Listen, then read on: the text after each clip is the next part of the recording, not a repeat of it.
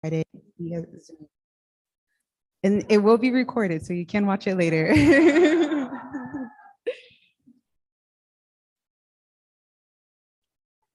Awesome.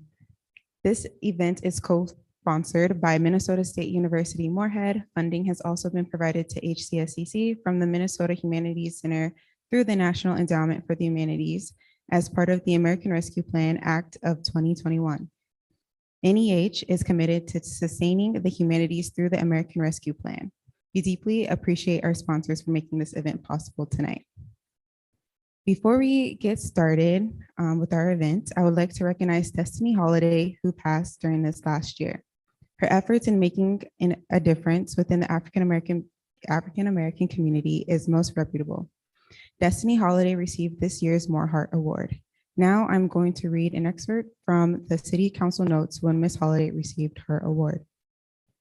June is an especially appropriate time to honor Destiny Holiday, as Ms. Holiday organized the first community celebration of Juneteenth. Okay. Celebration of Juneteenth in Moorhead in 2019. Juneteenth, or Jubilee Day, celebrates the emancipation of those who had been enslaved in the United States. Destiny was influential in her efforts to have that day commemorated in Moorhead with gatherings and celebrations, while always remembering that we must continue to work toward equality. In a 2019 television interview, Ms. Holiday stated, "I wanted to bring this celebration to the Moorhead area because I live here, and because we are surrounded with so many nationalities and we are growing. We need to have a celebration in honor of the people that have been enslaved, children that have forefathers that have been in slavery." Now I would like to introduce Marcus Kruger, Programming Director of the Historical and Cultural Society of Clay County, and his short presentation on Juneteenth's history.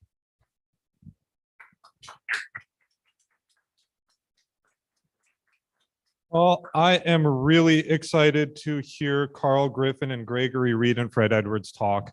So I'm just gonna do I was asked to do a quick like 5 minutes on the original Juneteenth, the 1865 Juneteenth, and why do we celebrate this as the day of ending American slavery.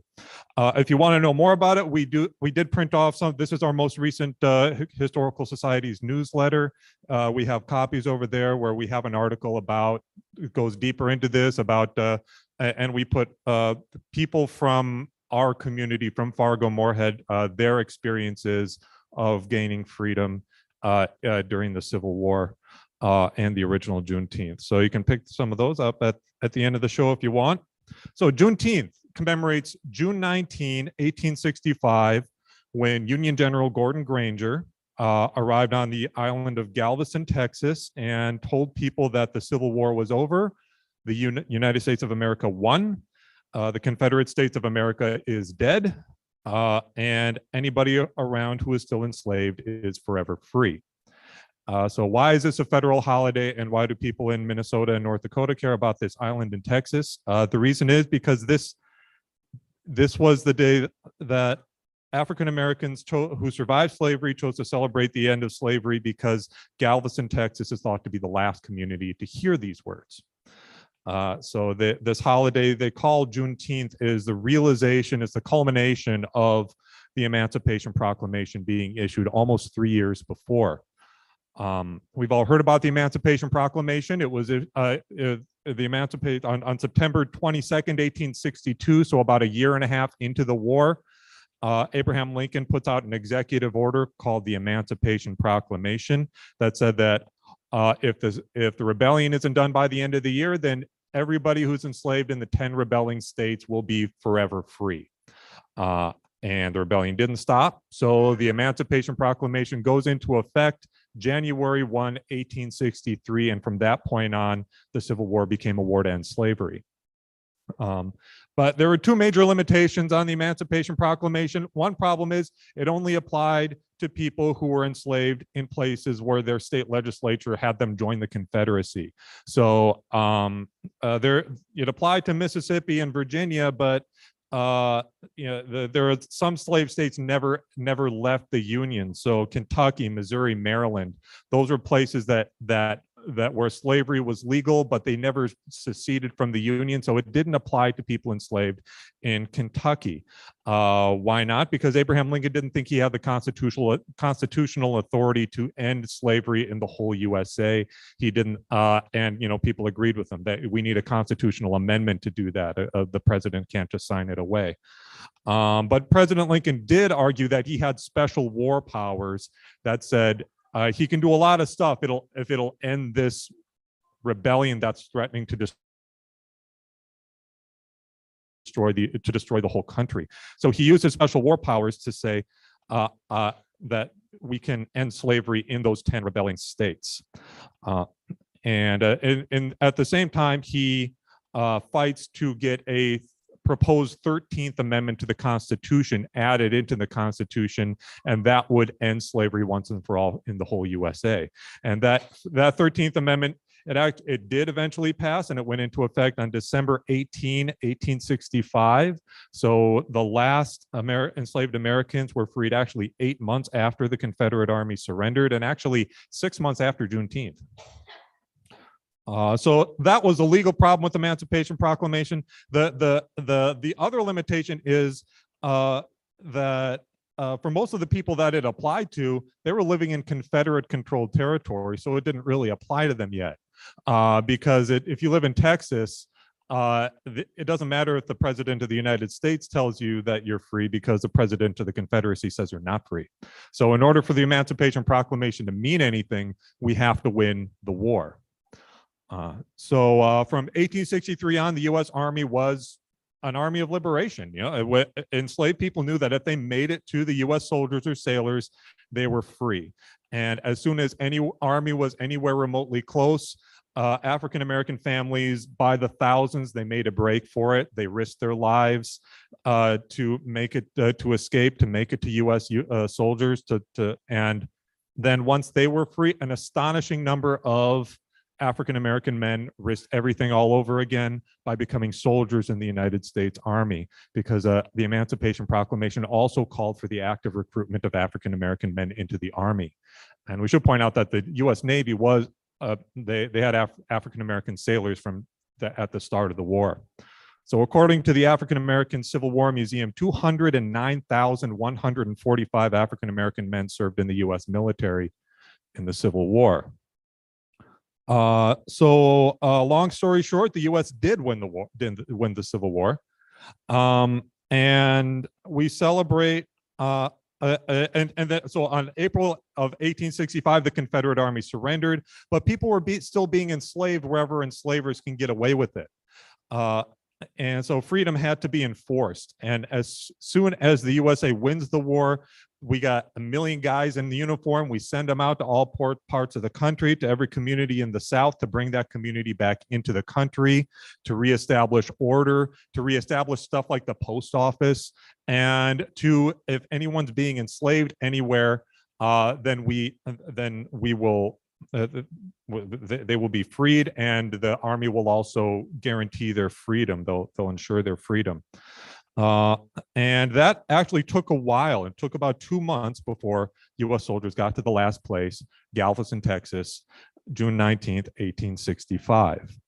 And so I think I guess just to end it, to conclude, I think that it's really kind of profound that we celebrate the end of American slavery on June 19th, because it points out, this holiday points out that ending slavery in America was a process. It was a hard and long process.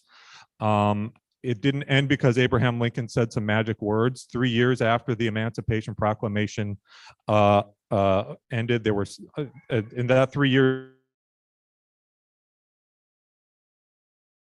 millions of people were still suffered under to destroy American slavery. And each man and woman who were enslaved when the war began had their own unique freedom experience. It happened on different days, different circumstances. And it was African-American communities across the USA who decided that the holiday to celebrate the end of American slavery should be the day that the last enslaved people were freed. And that's why that day in Galveston, Texas is celebrated by people in Georgia and Virginia and New York and California. And as we will find out tonight, in Minnesota and North Dakota. Gabby?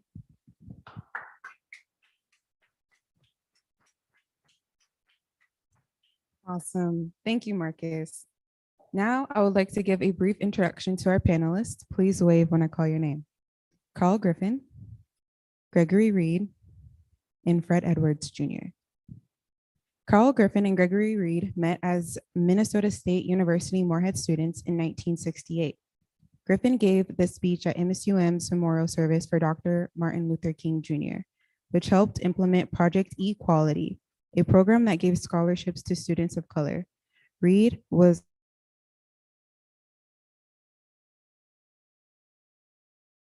one of the original Project Equality. Both returned to the Twin Cities in 1985. Griffin and Reed helped create Minnesota's first Juneteenth celebration.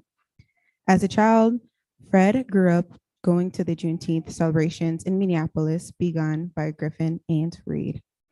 3 years ago, Edwards started his Juneteenth celebration in Fargo, which was held this past weekend, Sunday, June 19th at Renaissance Park.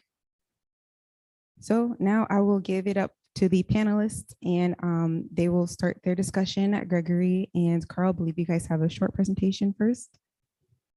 Or if you want to talk. Go the way we do. Should I pick this up? Hi, I am Carl Griffin. And what we wanted to do is have a nice informal conversation, chat amongst all of us about our experiences at different times. And so I'm going to open it up by saying how amazed I am to see this wonderful gathering, and the fact that really is still pretty emotional is that Fargo has its 3rd annual Juneteenth. And I had a little bit of problem. I don't think quite a number of people understood why I said, well, I think they were saying, why don't you come back and see the exhibit and maybe we'll have some kind of a occasion or event or something. And we were kind of working with it. Originally, we were hoping to have it at the university in the fall. And I think we're going to probably do that. But I said, in the meantime, before we knew that the museum would extend the exhibit into October, I looked around and I noticed events in Fargo that they were having their 3rd annual Juneteenth. And I'm going like, this is a very different Fargo Moorhead than the one that I experienced in 1967. Coming into Moorhead, I transferred from a 2-year college. I guess it gave me some pre-training for Moorhead at a community college 100 miles away from my home in St. Paul, Wilmer Community College. I was the only black student on the all-white campus of about maybe at best 1,000. So my connection, I transferred up to Moorhead. I'll get into that a bit later, but it was very clear to me that it was a bigger school and it was an education community. I thought there, at least with a larger population, there would be some opportunities. I didn't even know about Juneteenth at that time. But at any rate, when I came here, I was one of 7 African-American students. This was before Greg and others came later. And so what was apparent to me was that amongst ourselves, we needed to form a network of support for each other.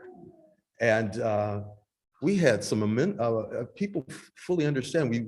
Through advisors, I see Professor Yvonne Condell, who was there before we were, and her husband, Jim Condell, were people that advised us about some things about how we might form some kind of a group.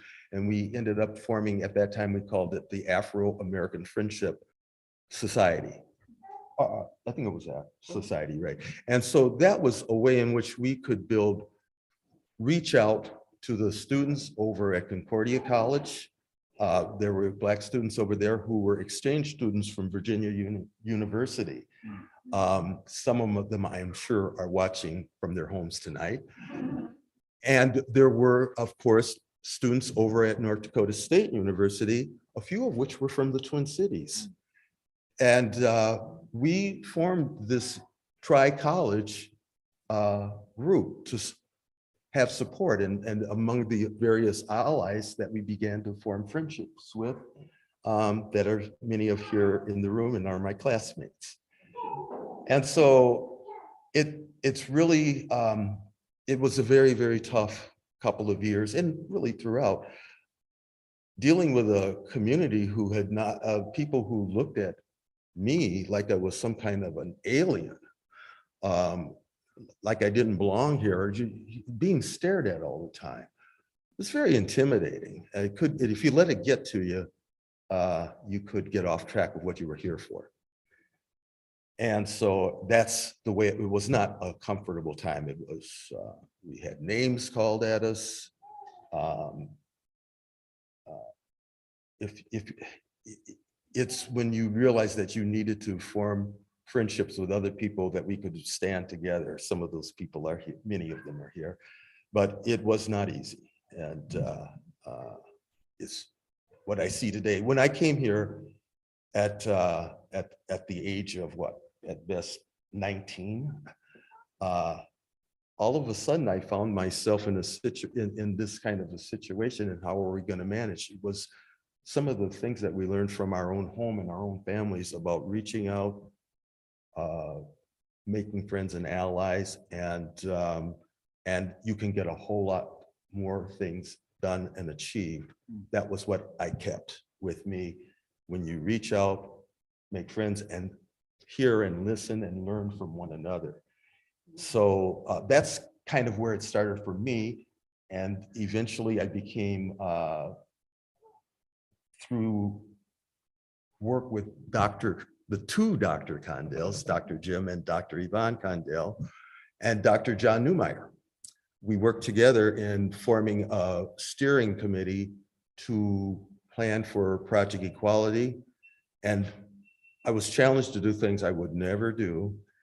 And you see it up on the wall, my picture there, which I had no idea the museum was doing any of this.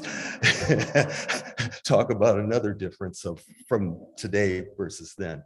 And I was giving a speech at I won't say at the behest, I was sort of like surrounded by Dr. Newmeyer, who was an amazing man and a very inspirational man, and Dr. Dill, their leadership, but they inspired me to, and all of us, I think, to hang in there, work with people, and go ahead and be who you are, and stick up for yourself. And those were the gifts that my parents gave me before I got here. So those were familiar words. I got up on that stage. This was after the assassination of Dr. Martin Luther King. And when I was called, before that, I was called into a meeting. And at that meeting was Dr. Newmeyer, Dr. Yvonne Condell, and Dr. Vincent Pasquale. And what I didn't realize is I kept wondering, why am I being called into this meeting? And they were planning this memorial service for Dr. King, and we're planning the convocation. And they said, well, we need to have somebody who's going to tell them what it's really like for them. And the next thing I knew, everybody was looking at me. And I didn't want to do that. I'm a polite radical. So I did not want to do that. But you could not say no to Dr. John Newmeyer. I couldn't let him down. And I think I learned a lot about inspiration from people in the variety of fields and professions and leadership that you can learn a lot. But he also was, to me, a symbol of what my grandnephew, who is now a recent Dragon graduate, Jerron Griffin, we all agreed that one of the some of the most important things that we got, and I saw it continuing, was the individual attention that faculty and staff would take for each one of us in their own way they really cared about us. And I can still see through my grandnephew that that part is continuing. We know there's still a lot to do, but I hope you find this inspirational to keep pushing it, the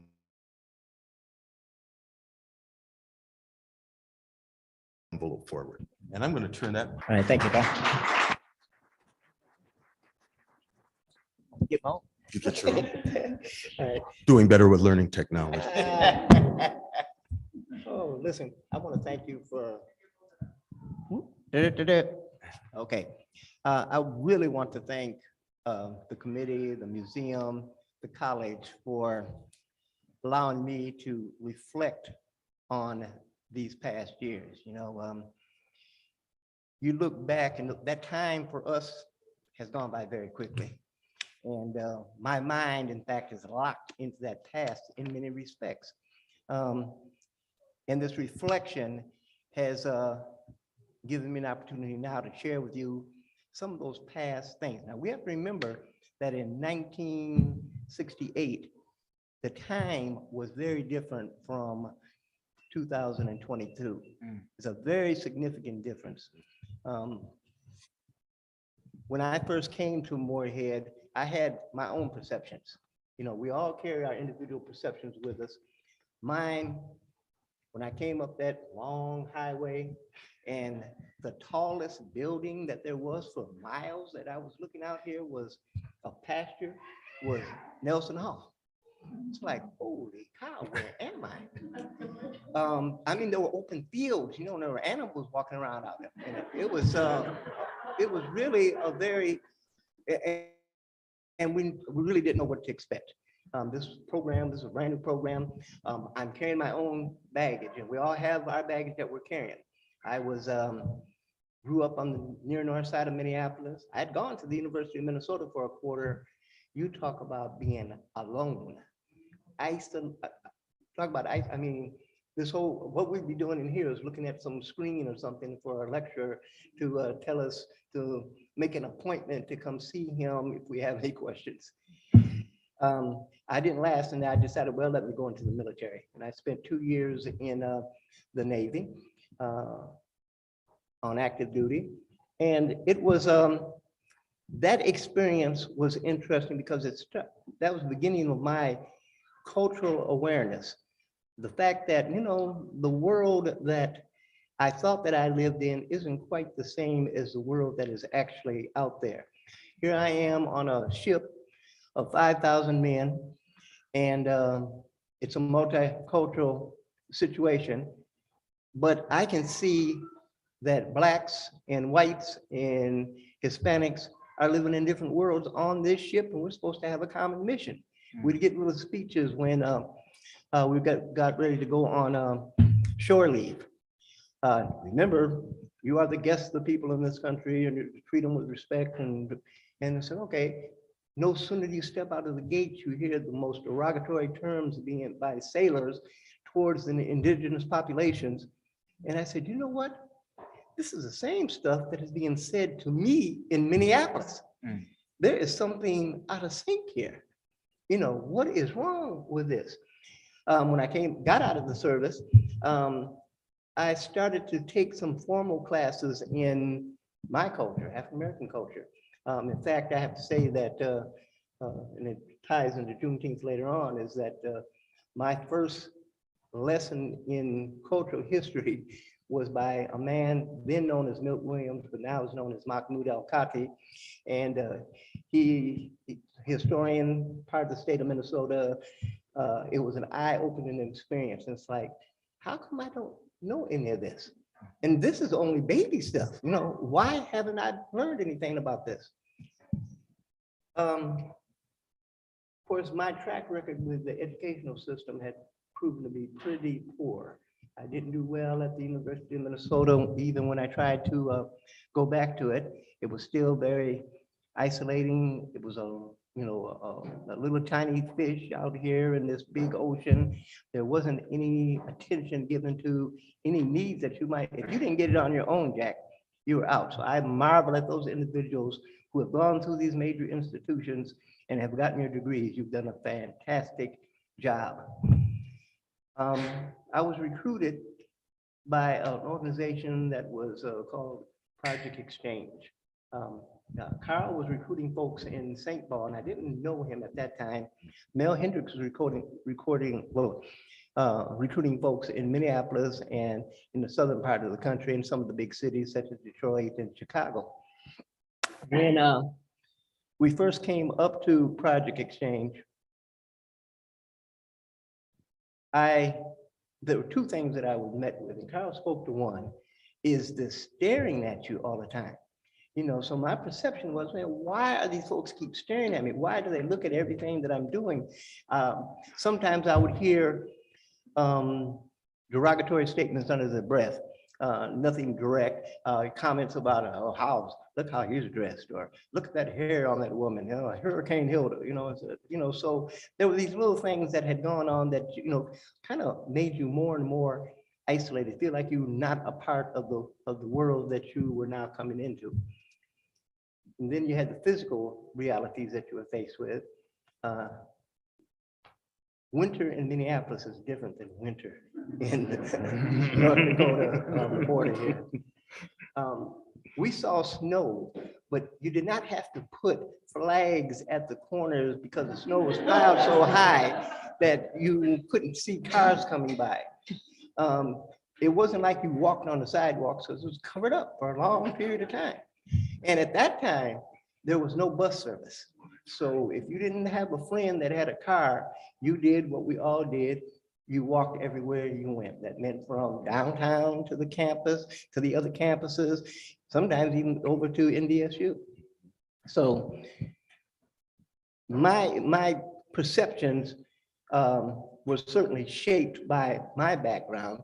And I know that the perceptions of the individuals that we were encountering were shaped by their background. Now, that's not all a basis of a negative. It's how you're raised, the circumstances, the location, where you are in the world. And if there's nothing to challenge that, then you will continue those same kind of perceptions. We were fortunate enough to have an organization in PE, Project Equality, that exposed us to multicultural groups. We were able to not only interact with, have a home on campus, but inviting other folks to interact with us. So as Carl mentioned about friends, we did develop a lot of friends. We developed, there were Native Americans, there were Hispanics in the Project Exchange program, and many of those experiences have carried over onto today. Let me just say that, of course, the staff that worked in Project Exchange did not, they really don't get the credit that they deserved, and they didn't get it from us, because I know we were some challenging individuals. The group of us that came up, when I looked at the picture of Carl out there on the museum wall, it was like, who is this militant? He looked so angry. The Carl that I knew, he was the Sidney Poitier of Morehead State. So I'm sorry, Carl. When you put together an organization called the African American Friendship Organization, we're looking at one another saying, friendship organization, we were coming from a perspective. See, keep in mind, this period of time, the Black Arts Movement was taking on. You had assassinations across the country. You had Cheney and Sweeney and Goodwin, yeah. You had of course, Malcolm X was assassinated. You had the Kennedys that were assassinated. This whole period of time was very violent, and you had a war that was going on that was eating up the economy and eating up young people, and folks are starting to question that. So in this atmosphere, we're going to try to establish a friendship organization. So we established a Black Student Association, and it actually turned into a friendship organization. But it also challenge the world in which we had been placed. And we, as much as Project Exchange brought to us as students, I know that we brought something to the community as a whole. We would go out, and in fact, one of the things that used to frustrate a lot of Black students, we would hear stories that this Project Exchange was paying your way. I'm sorry, Project Equality was paying your way. You should be much more appreciative of the community as a whole. But we went out and spoke to many groups. All the, I mean, some of the young ladies that were involved in Project Equality, they would go to Detroit Lakes, and I mean, we would go all around the community and share our experiences and what our aspirations were, what our hopes were, what our frustrations were. And you would hear folks say, well, we're paying their way through school, so they shouldn't be so angry. And we knew that this was not the case. Some of us that were in the military didn't get any Project Exchange money because we were getting military benefits. So we all bring these perceptions to the table, and those perceptions need to be challenged. We need to challenge them today, probably more than any time. A lot of times we think we're doing wonderful work, and what we're doing is reinforcing stereotypes. And so we need to be able to dialogue with one another in order to get past that. I might think Carl was telling me one thing, and what I think he means is far from what it is. So when I'm encountering young Black whites or Hispanics, or we have to be willing to talk past just the sound checks. You know, we got to be able to endeavor. And Project Equality did allow us to do that. A culture center was developed. I know that Carl, in his day, in fact, the reason we ended up with the culture center in 68 and beyond was because they used to meet at the hotels and get together, and they'd invite non-Black participants and started that exchange program going.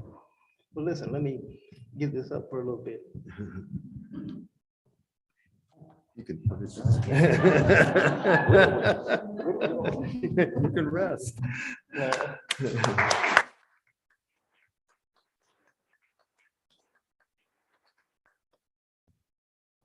So what I'm going to take up at this point is about why we're here to celebrate Juneteenth, because it was Juneteenth that gave us a reason to come together to talk. I mean, there's this history that we did not know about Frederick and his going to the first Juneteenth that Greg and I were on the steering committee of. So what we wanted to do is exchange our thoughts and what this ended up to be for how it got started. Because Greg and I, because we worked together with a number of other students, that's where we started to build our skills with organizing, reaching out to people, building community. And when we returned to Minneapolis, we ended up putting our life work into this in a whole variety of ways. I started out as a reporter, and that was a really good track for me to do. I was a general assignment reporter, and not unlike what I did. And my training began here in Morehead State. I see Catherine Tweed. She and I worked together at the forum. She and Nancy, I don't think Nancy Hansen is here yet, but we all worked together at the forum as nightside cub reporters. And so I had my group of support, and it was because of my friends at the forum that encouraged me, because I didn't know what I wanted to do. I had a lot of music experience, but I didn't have, I'm now reflecting about a mentor. Somebody really close. I had 13 years of classical piano training in St. Paul. And I came here because I knew about the arts and the music program, Concordia College. I'd see the choirs and I sang in choirs all the time. Not that I had that great a voice, but I knew how to read the notes. So I came up here to do that. It wasn't a good fit for a whole variety of reasons, but I got to come back to it later. What I got was encouragement because people noticed my skills with writing, communications, reaching out, doing things I didn't necessarily want to do. And they encouraged me, said, Moorhead State had just started its mass communications department. How old is the department now? Would you, Catherine, was it about 50 years ago? 54 years ago. So we were among the first graduates of that program. So we have another celebration going on here tonight. And it was my friends at the forum who said, well, Carl, all you need to do is enroll in that department. You've already accumulated a number of the credits in the various liberal arts courses I was taking, political science, art appreciation, political science, sociology, just any number of things. And somebody says, well, you're a wanderer. You like to explore around and stuff like that. I says, yeah, I guess that is a good description. But that was a good wandering I did in journalism because of my friends mentoring me, saying, you've got it, go for it, in my own peer group. And so that's what I got. I got support, mentor. So I got a good fit. I didn't leave Moorhead because I had really good options, additional things, and people who knew me who could steer me in that direction. And that really mattered. Throughout the years, I always saw people, we followed one another in our careers. For instance, one of the staff members at Moorhead State was Melva Moline. Melva, when she was working on her master's degree at the University of Minnesota, would call me up and say, hey, let's get together for lunch. I mean, I could tell that none of her professors at the U of M would do that. But our professors really cared about us and followed us and kept in touch. And I really felt the warmth of how proud they were of it. I got to the Washington Post, and all of that. And they did all wonderful things. So it's so important to have that kind of personal interactions with your students and that sort of thing, because you never know what a difference it can make. And the reason I bring all of that up was it gave Greg and me in our work, when we went out and did our community stuff, Greg and I ended up working at Pillsbury Neighborhood Services together. And it was the mission of the organization was the perfect fit for their own mission of building stronger neighborhoods and communities of the people that they served. That's very clear mission, and they stuck with that, and that was how we came to meet. You can tell more about that, but it was basically the neighborhood services, when they saw what we were, that it fit perfectly, they got behind it and gave us full support for years to let it really take off. And so that's how we began. And Ray and I have worked on a whole range of things out throughout the year. It wasn't just Juneteenth, but when you put this exhibit up and I saw the third Juneteenth, I says, this is an absolutely remarkable period for us to sit and reflect. And then we learned that Frederick went to those events. And he also went, I grew up on Rondo in St. Paul. He went to the original Rondo days as well. And we'll tell you more about some of those students who were from St. Paul, followed me up there. And we're now putting together, we're working on our stories and to tell our stories. And we are the Rondo brothers of Moorhead.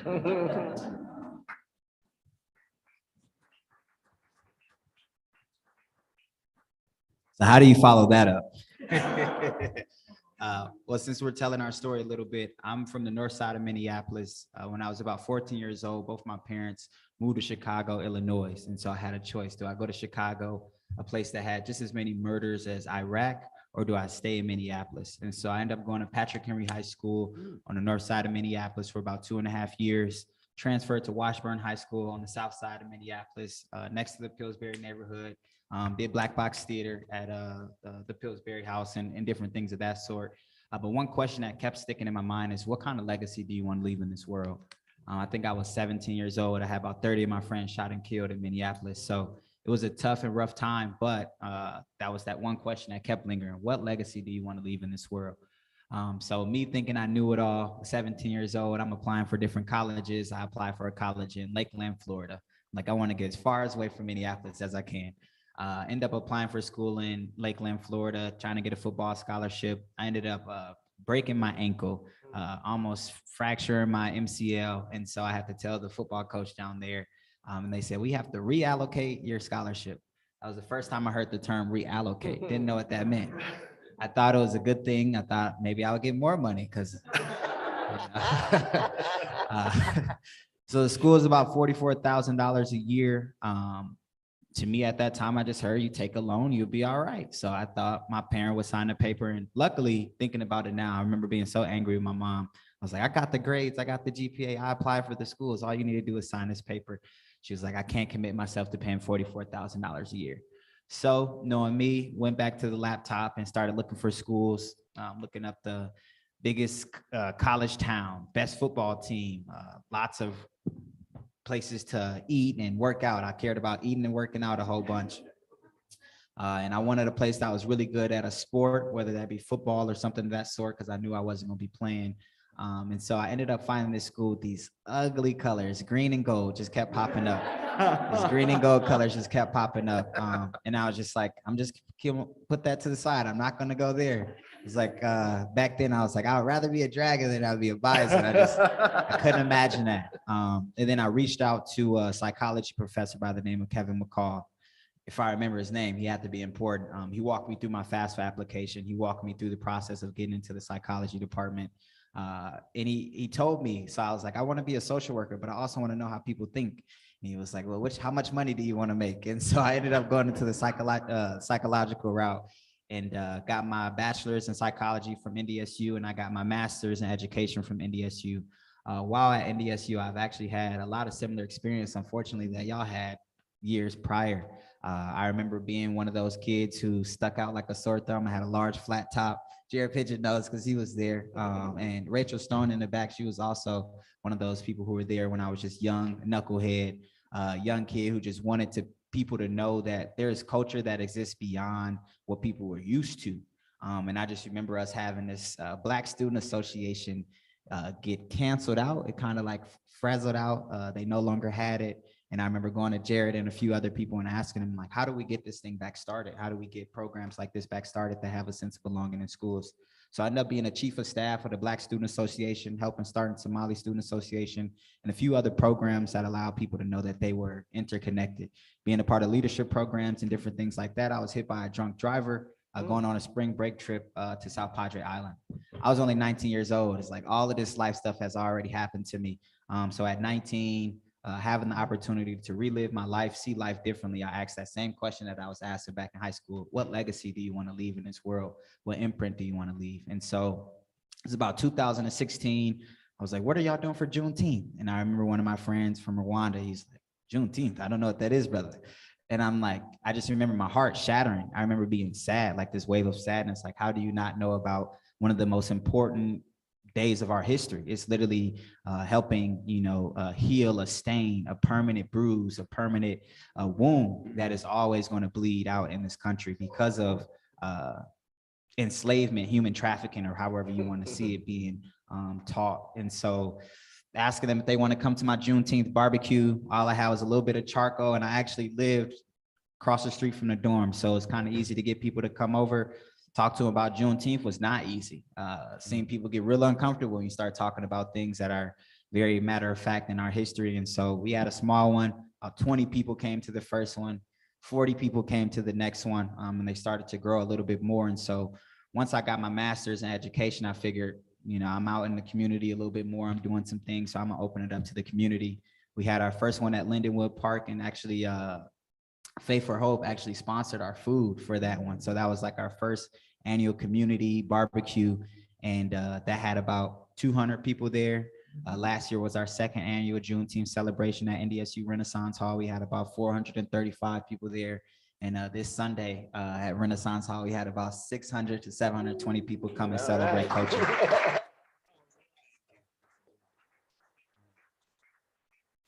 I say all this to say that it's people like you all who have paved the way for somebody like me. I tell people all the time, I have privilege as a Black man going to North Dakota State University. I pay for very minimal amounts of college. I got a cultural diversity waiver. I was very academically studious. Got a 4.0 GPA, graduated my master's. I actually argued my dissertation to Dr. Larry Napoleon out there. And it's a few people who have always been, like you said, these mentors. My big brother, Andrew Edwards, was very much an advocate of, how do you want to be remembered, but what are you doing for your community, right? How are you recirculating the dollar? How are you making sure that Black people are invested into what you are doing? And how are you making sure that you're invested into what they're doing? And so I took that very seriously. I took my life very seriously after getting hit by a drunk driver, but I wanted there to be a place for Black people to belong without there being a question of whether or not, can't we just wipe it out and kind of water it down with diversity? I always tell people, I don't mean to make you uncomfortable, but I center Black people in my decision making. I center Black people in everything that I do. And so in that, I had to showcase that. And so this event is one of those things that helped me showcase that. All right.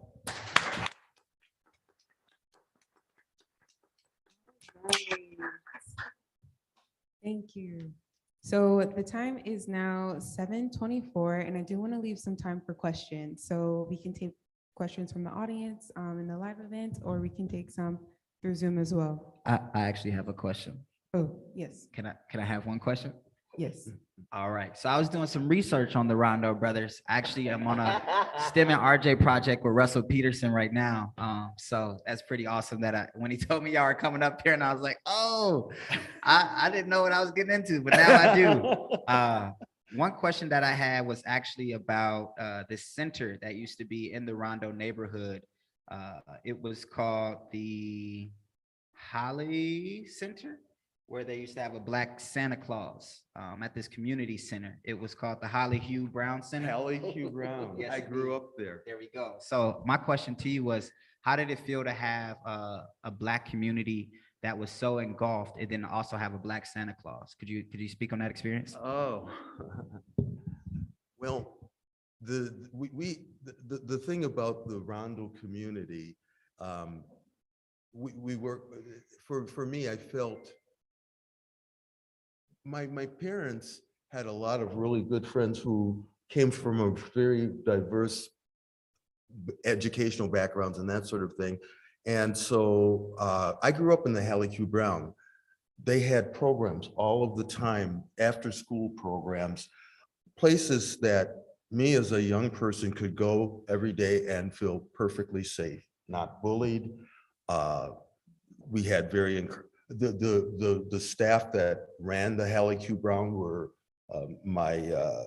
one of my aunties, named Jana Bell Taylor. She was the program director. She had her training in Boston, but she's a St. Paul native. She and my mom were childhood friends. So we had those kind of connections. So I felt very safe.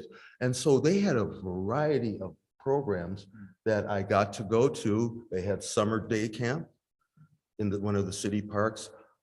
When I was in junior high school, I was taught photography at the Hallie Q. Brown by two people, one of which you may have known, Prentice Gary, and also who was a good friend of my uncle's and a high school teacher at Central High, Earl McGee. And so they trained us on taking pictures. I got to learn how to develop film in the darkroom. I'm glad we don't have to deal with that anymore. Thank God for digital technology. But that's where I learned I had some possible skills because of all of those experiences they had. They also, that's the beginning of the ground where the Penumbra Theater grew out of the Hallie Q. Brown. My mother ended up, when I graduated from high school, St. Paul Central High School, she took a job at the Hallie Q. Brown as the nutritionist for the nursery school. And then the city expanded it and created a larger facility for a little bit further away called the Martin Luther King Center. And I was always confused, how did that work? I learned that that was the name of the building, but it was Hallie Q. Brown's Programs and Operations. So my mother then, that expanded her opportunities, because then when they moved there, the Hallie Q. Brown organized a seniors program.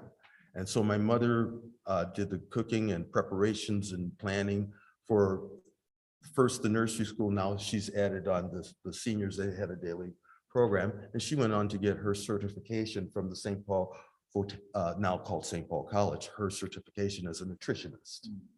And so that's what my experience was with Hallie Q. Brown. It was part of my life. You know, that Hallie Q. Brown was, that was a St. Paul Center. In Minneapolis, we had a sister center that was Phyllis Wheatley. Phyllis Wheatley Community Center. And both of those centers were in the heart, of course, of the African-American communities. We never thought about it as being, how do you feel being Black there? I mean, everybody around you was all the same. What you felt was, I want to have fun in these places.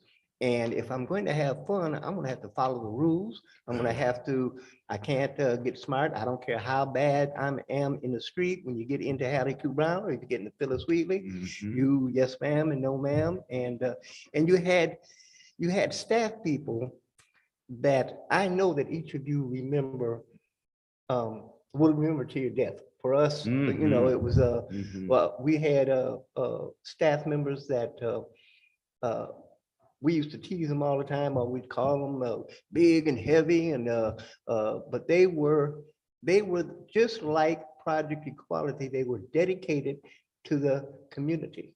And if in fact any community, no matter what its composition, is going to grow, succeed, you need dedicated individuals who are willing to commit their time and energy to that effort. And that's what they did at Hallie Q, and that they did at Phyllis Wheatley. Did you say you went to Pillsbury House in Minneapolis? Yes, indeed. You So we were had, in the theater department? yes, indeed. You know what's, now this is just amazing. Carl and I just found out that the woman who was director of that theater, her name is Judy Cooper, and she took that theater, I mean, it built it into that thing that you see there, or saw there then, but she was a graduate of Morehead State. Morehead State.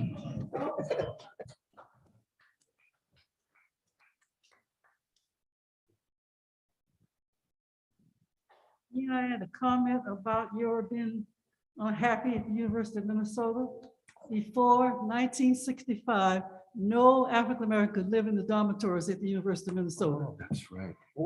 Many of them had to live with the Hallie Q. Brown or live in families, That's right. because African Americans could not live in the dormitories. Good point. I'll add to that, that one of my graduate classmates, Leroy Gardner, was among the first to be able to live in those dorms at the University of Minnesota. He was a basketball player.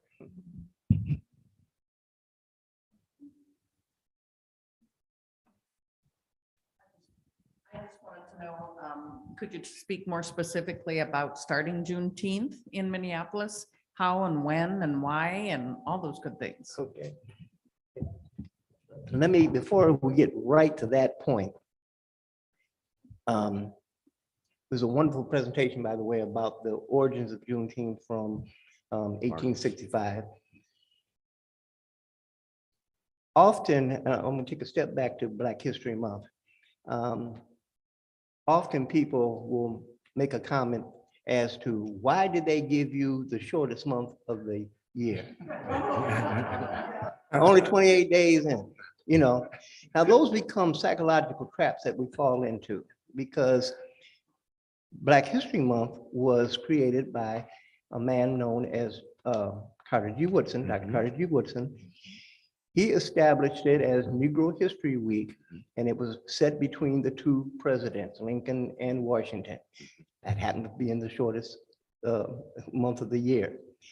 In that period of the 60s, when we started becoming more and more conscious and we started celebrating, you know, the reality was there, 1 week was not enough for us to get the people to come and speak to the colleges, to participate in our programs. It was a natural progression that expanded. There was no toggle switch that said, oh, okay, now you're going to go to 2 weeks or 3 weeks and you have our permission. It wasn't given, it was taken. Juneteenth wasn't given, it was taken. The celebration was created out of the joy that folks had of no longer having the physical shackles on. They didn't say, oh, okay, you're free, you can have a celebration. Folks started to celebrate. Hey, and every year they did a couple of things. One, they reflected on their past, and that's what we try to do now with Juneteenth. Take the time to reflect on that past. They took an opportunity to assess their current situation. And today, that's what we need to do, is assess our current situation. And of course, they need to consider the future. And that's what they did. They considered the future. That's why you saw the folks that followed those troops, because they knew it was safe there. That's why they got involved in purchasing land that used to be slave land. Now they were able to take hold of it. We need to consider our future. What is it that we want to do? Culture, what people do makes a difference. And so in Juneteenth, that's what we did. We took it on. And when I say we, I'm talking about not just the African-American community. And I'm a very strong advocate that as African-Americans, we need to be in charge of our destiny. As a part of that, that means you recruit those like-minded people that are willing to support your causes. And that's what has occurred in Juneteenth across the country. Now, when I said you consider your circumstance, Juneteenth is going to be celebrated a little bit differently in every part of the country, depending upon the composition of the community. Fargo is not going to have the same kind of celebration that they have in Galveston. Minneapolis doesn't have that. When we first started, we don't have the same kind of circumstances there. People would come to Minneapolis and say, well, where they come from Chicago and Detroit, where's the ghetto? Well, you're here. This is the north side. Well, what are all these white people doing around here? You know? So the composition is going to be somewhat different. But you consider where you are, and then you move forward. You assess where you are and you move forward.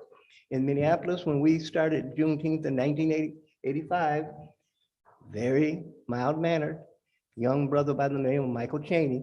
Have to give all credit to Michael Chaney, because he became the individual that folks would call us and say, get Michael, please pull Michael Chaney off us.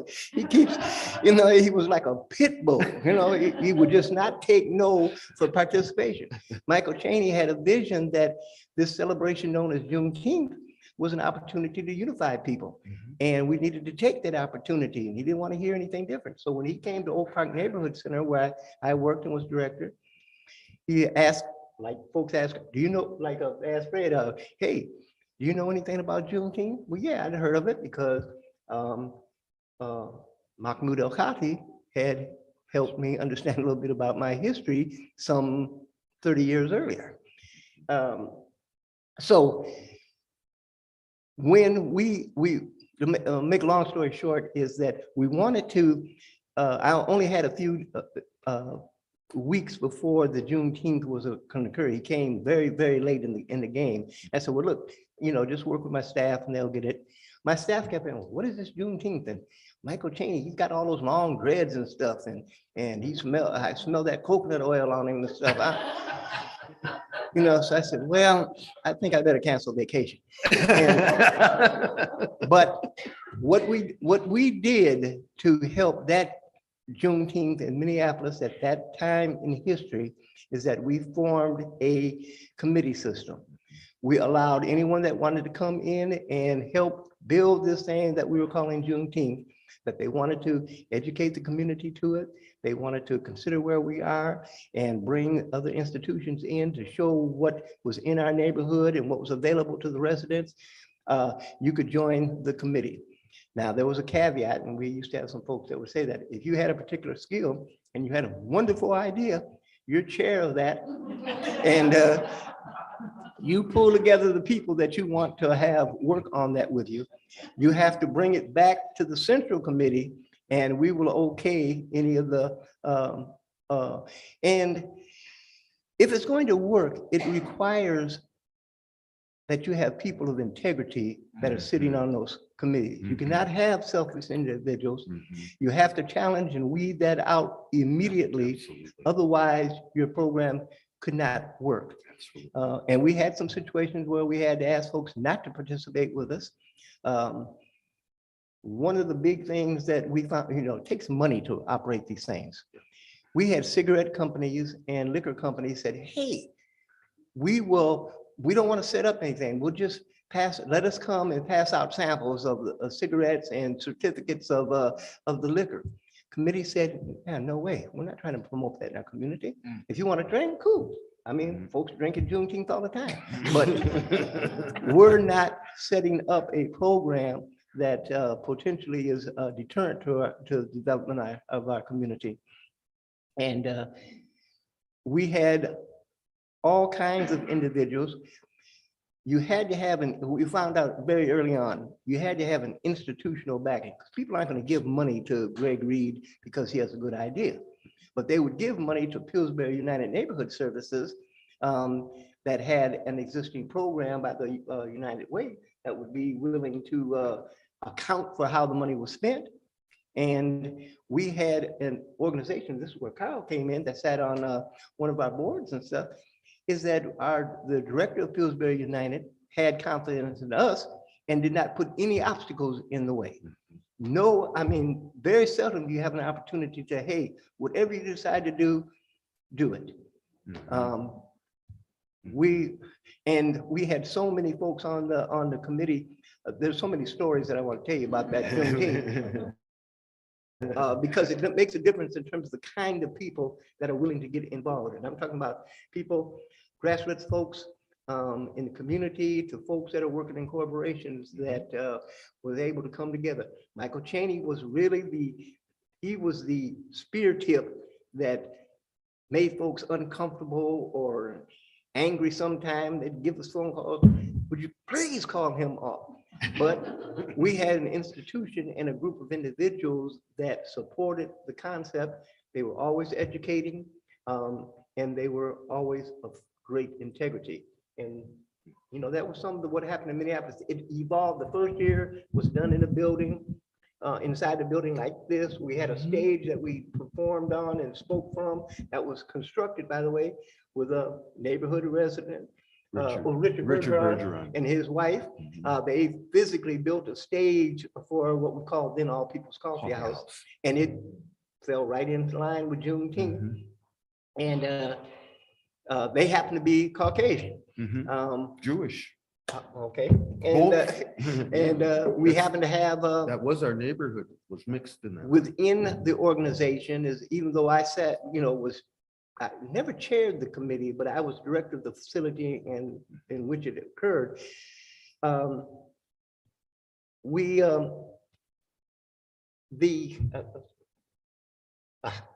Got the point on that.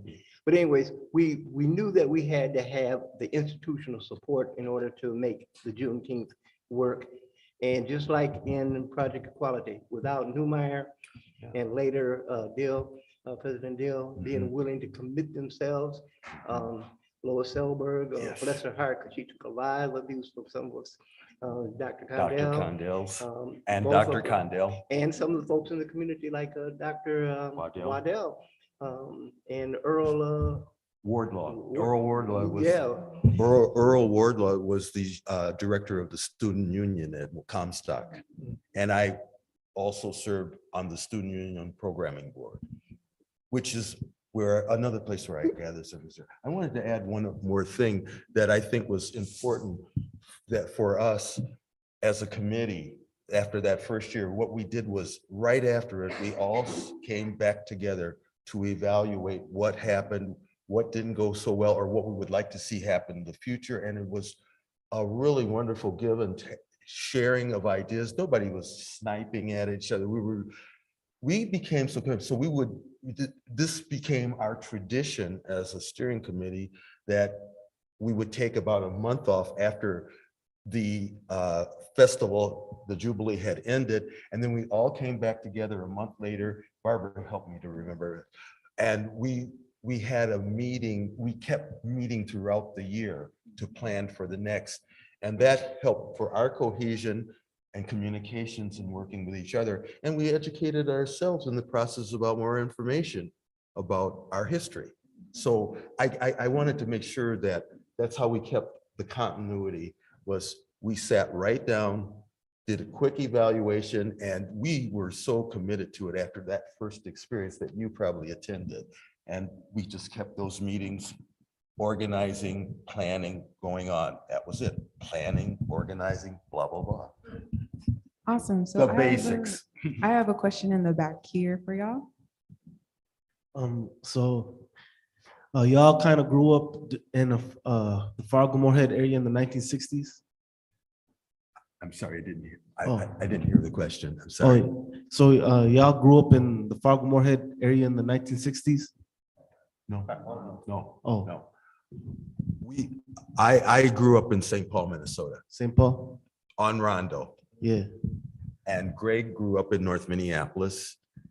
And you grew up part of your time in North Minneapolis? Yeah, And yeah, So my question was kind of like, they kind of being, my parents, they were a refugee in this area. And then my mom came 94, my dad came 95, I was born 96. And then kind of seeing the growth in this area is crazy. Like, like you said, like the 3rd annual Juneteenth. So I kind of want to get the perspective when you were starting Juneteenth in Minneapolis. What was kind of the big resistance or the challenges of starting it at the time? Yeah, I don't know if we really had, there were a variety of small things that could be big that would impact any event. And the people that were involved in them were problem solvers.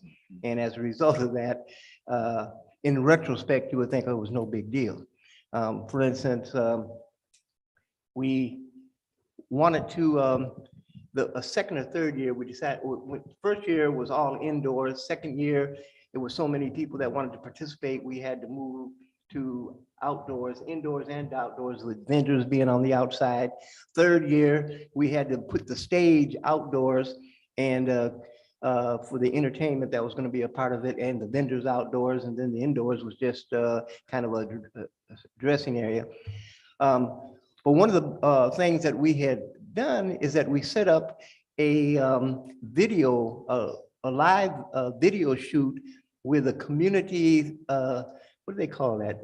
There was a community video group that in Minneapolis. public access. Yeah, you had to have public access, and they would let equipment be loaned to the folks in the community. But the person that was in charge of it was a real, on the one hand, I mean, you understand, he was protective of his equipment. He didn't want anybody touching the stuff. And he was so protective that he wanted to come there and he wanted to see what it was that we were doing. And as he told us, hey, if I see anything going wrong, I'm snatching this material out of here, and you're not going to be able to use it. So he came when they were setting up. Well, Michael Chaney, you gotta love him. He coordinated getting the people to man that. And the people that he had were from all the local television and radio stations. So when this fella came in, it was like, oh yeah, you work for Channel 5. Oh, you work for Channel 9. Oh, and so all these different TV and radio stations were the ones that were actually setting up the equipment. So he had no comment whatsoever. He just kind of slipped away. All right. So the time is about 7:50. I do want to give some closing remarks. So I would also like to mention, Reed is also the proprietor of Amber Books, a company specializing in African-American history and literature. And he will have a selection of books for sale at the MComp Center right outside. people can attend the event. Thank you for attending the event via Zoom. Unfortunately, we were not able to get to everyone's questions. This recording will be posted on our social media channels. And yeah, so the stories of local Black history, I invite you all to go take a look at that if you haven't already. And then I would like to give a round of applause for our wonderful panelists tonight.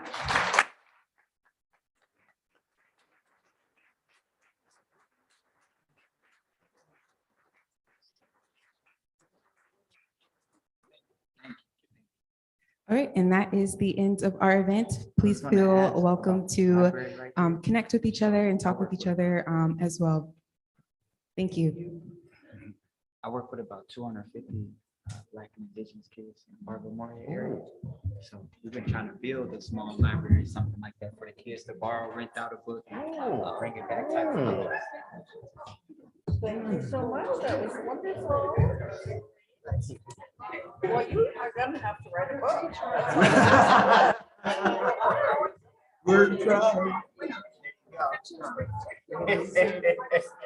That's a